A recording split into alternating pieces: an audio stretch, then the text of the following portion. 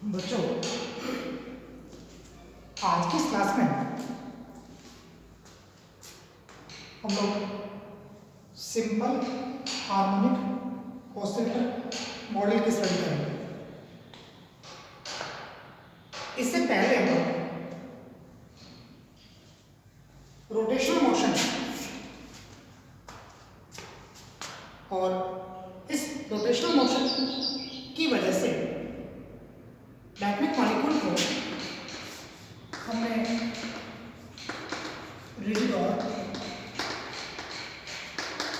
Non rigid rotator के रूप में कैटेगराइज किया था।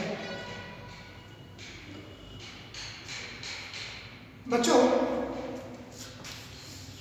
ये मेरे पास एक सैंपल है। इस सैंपल में जो मॉलिक्यूल्स हैं वो डायनेमिक मॉलिक्यूल के रूप में है। ये मॉलिक्यूल है, दो एटम्स का बना हुआ है, लीनियर ज्योमेट्री होगी। इस डायनेमिक मॉलिक्यूल को स्टडी करना है, इसकी बॉन्ड स्ट्रेंथ, बॉन्ड लेंथ, इन सब प्रॉपर्टीज को हमें देखना है। इसके लिए हमको इलेक्ट्रो मैग्नेटिक रेडिएशन अप्लाई करना होगा। इलेक्ट्रोमैग्नेटिक रेडिएशन की जो फ्रीक्वेंसी है वो अगर माइक्रोवेव रीजन की हो और माइक्रोवेव रीजन को इन डायनेमिक मॉलिक्यूल्स पर इरेडिएट किया जाए और प्राप्त होने वाले स्पेक्ट्रम की स्टडी की जाए, वो स्पेक्ट्रम माइक्रोवेव स्पेक्ट्रम कहलाएगा। यदि रीजन माइक्रोवेव है, माइक्रोवेव रीजन को इस्तेमाल करने पर माइक्रोवेव स्पेक्ट्रम बनेगा। बट माइक्रोवेव रीजन को इस्तेमाल करने पर माइक्रोवेव स्पेक्ट्रम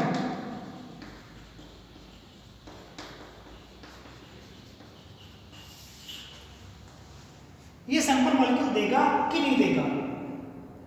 मैं फिर रिपीट कर रहा हूं, माइक्रोवेव अप्लाई करने पर डायनेमिक मॉलिक्यूल्स माइक्रोवेव स्पेक्ट्रम बनाएंगे कि नहीं बनाएंगे, डिपेंड करेगा कि जो डायनेमिक मॉलिक्यूल जिसको हम यूज कर रहे हैं अगर उसमें पोलैरिटी हो,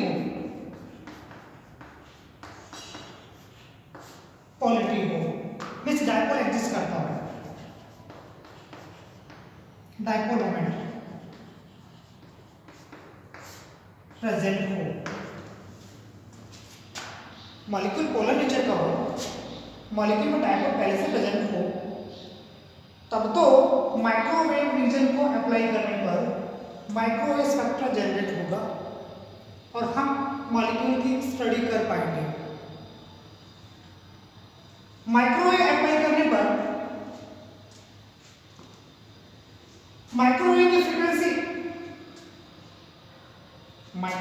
फ्रीक्वेंसी और मॉलिक्यूल के रोटेशन की फ्रीक्वेंसी और माइक्रोवेव की फ्रीक्वेंसी जब दोनों मैच करेंगी तभी ये डायनेमिक मॉलिक्यूल उस फ्रीक्वेंसी को एब्जॉर्ब करके और रोटेशनल क्वांटम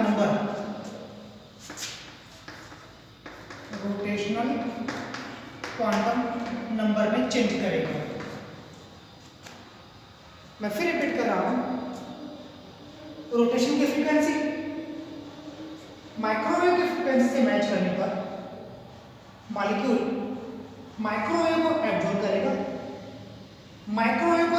करेगा, उसके बाद माइक्रोवेव स्पेक्ट्रम जनरेट होगा, तब जाके हम मॉलिक्यूल की स्टडी कर पाएंगे। लेकिन हमारे पास माइक्रोवेव नहीं है। इलेक्ट्रोमैग्नेटिक रेडिएशन इस बार माइक्रोवेव से यूज नहीं कर रहे हैं लोग, इस बार हम लोग हायर फ्रिक्वेंसी को किसी पोलर मॉलिक्यूल पर अप्लाई कर रहे हैं, मीन्स ऐसे मॉलिक्यूल पर अप्लाई कर रहे हैं जिसमें पहले से डायपोल प्रेजेंट होगा। अब की बार हायर फ्रिक्वेंसी को यूज करने पर मॉलिक्यूल रोटेशनल मोशन प्रोसेस करेगा, रोटेशनल मोशन, और जो स्पेक्ट्रम बनेगा वो आईआर बनेगा। आईआर रीजन अप्लाई करने पर आईआर था और माइक्रोवेव अप्लाई करने पर माइक्रोवेव स्पेक्ट्रा बना था। बच्चों ध्यान देने की बात यह है कि माइक्रोवेव को या आईआर को दोनों केस में मॉलिक्यूल पोलर ही होना चाहिए। आईआर रीजन अप्लाई करने पर जो मॉलिक्यूल होंगे वो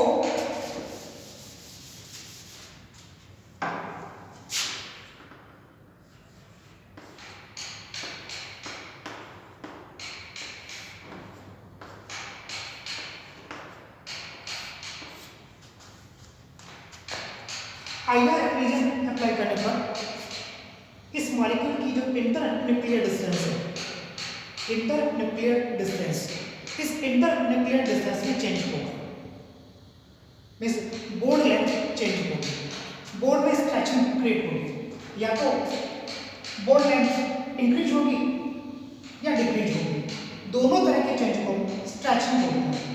हायर फ्रीक्वेंसी अप्लाई करने पर बॉन्ड लेंथ में ही चेंज आता है। हमको एक फॉर्मूला पता है, mu is equal to Q into are.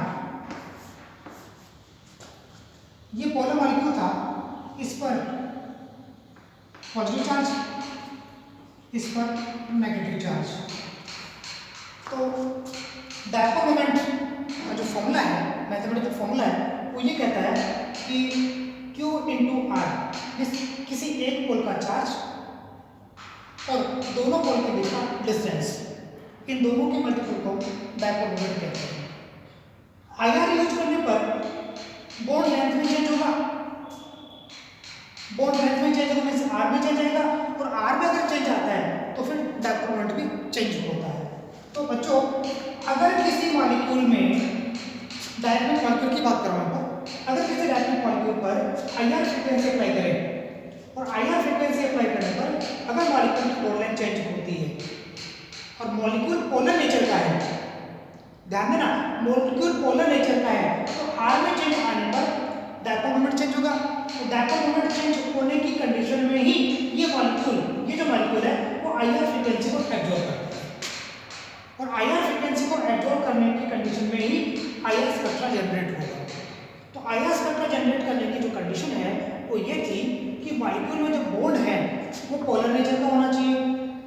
Number 2, IR frequency apply करने पर मॉलिक्यूल में स्ट्रेचिंग जब होती है, बॉन्ड लेंथ में जब चेंज आता है, तो बॉन्ड लेंथ में चेंज आने के दौरान डायटोमिक मॉलिक्यूल वाले केस में मॉलिक्यूल में बॉन्ड लेंथ चेंज होने के बाद इसका डायपोल चेंज होना चाहिए, और मॉलिक्यूल का डायपोल चेंज होगा ही होगा।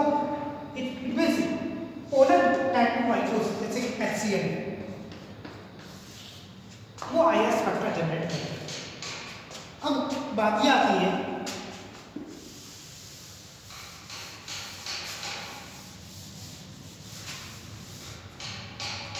कि हमने एक डायटोमिक मॉलिक्यूल लिया, मास m1 और मास m2, ये दो मास होगा।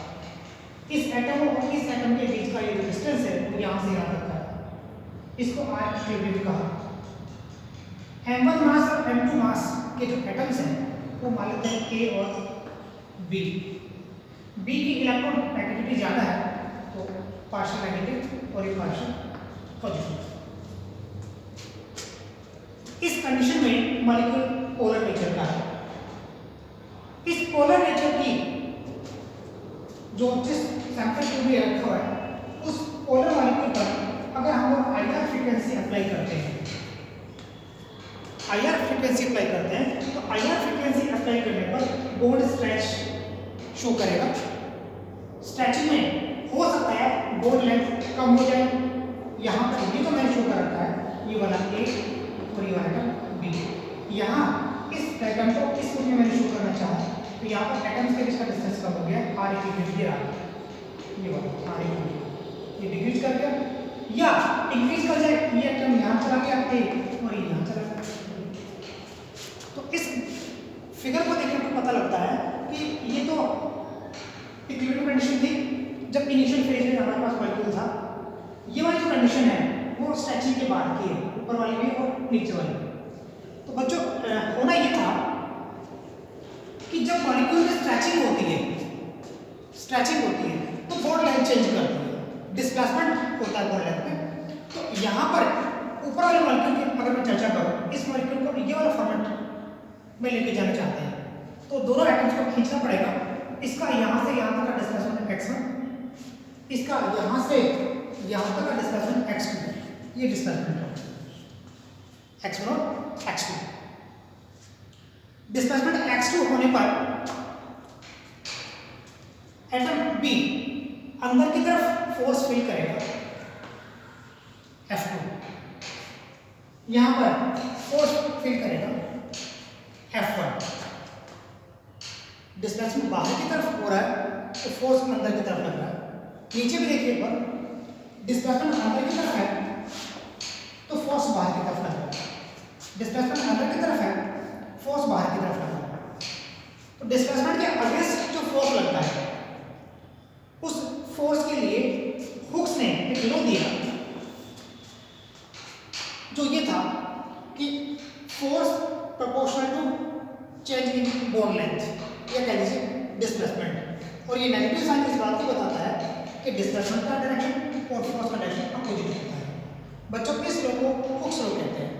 ये लॉ ये बताता है कि किसी मॉलिक्यूल की बॉन्ड लेंथ चेंज करने पर प्रत्यानयन बल रीइंफोर्स फोर्स लगता है, प्रत्यानयन बल लगता है, वो बल डिस्प्लेसमेंट की अपोजिट डायरेक्शन में होता है। बच्चों अगर किसी मॉलिक्यूल में प्रत्यानयन बल विस्थापन के समानुपाती होता है तब ऐसे मॉलिक्यूल को हम सिंपल हार्मोनिक ऑसिलेटर मॉडल कहते हैं। Simple harmonic oscillator model. तो किसी डायटोमिक मॉलिक्यूल को सिंपल हार्मोनिक ऑसिलेटर मॉडल तब कहा जाएगा जब मॉलिक्यूल इस लॉ को फॉलो करता है, हुक्स लॉ को फॉलो करता है। और हुक्स लॉ ये बताता है कि प्रत्यानयन बल रीइंफोर्स प्रोपोर्शनल टू डिस्प्लेसमेंट और साइन किसका लगेगा, नेगेटिव का। तो अगली क्लास में हम लोग इसी सिंपल हार्मोनिक ऑसिलेटर के लिए जो एनर्जी का इक्वेशन है वो साथ में जब हम सिंपल डायटोमिक मॉलिक्यूल को जिसको हमने सिंपल हार्मोनिक ऑसिलेटर मॉडल कहा है को हायर रेडिएशन अप्लाई करेंगे तब इस मॉलिक्यूल की जो वाइब्रेशनल क्वांटम नंबर है, क्वांटम नंबर, उसमें किस तरीके के चेंज आते हैं उनकी स्टडी करेंगे।